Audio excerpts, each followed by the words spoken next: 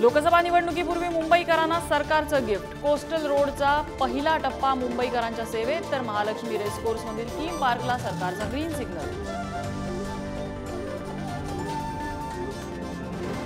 महायुतीची आजची दिल्लीतली बैठक रद्द। अजित पवार आणि मुख्यमंत्री एकनाथ शिंदे दिल्लीला जाणार नाहीत। उपमुख्यमंत्री फडणवीस मात्र दिल्लीला जाणार।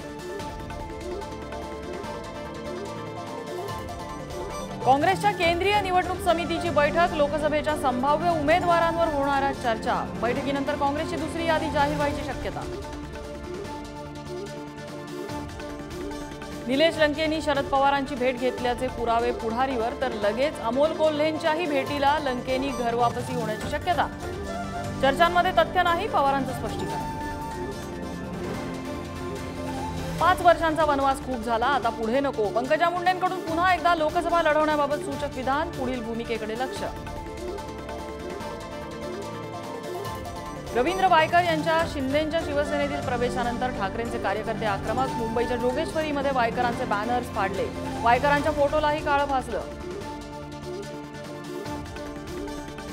मराठा समाज आता मोदींविरोधात मैदानात। वाराणसीतून शेकडो बांधव ऑनलाईन अर्ज भरणार। सोलापुरातील बैठकीत निर्णय।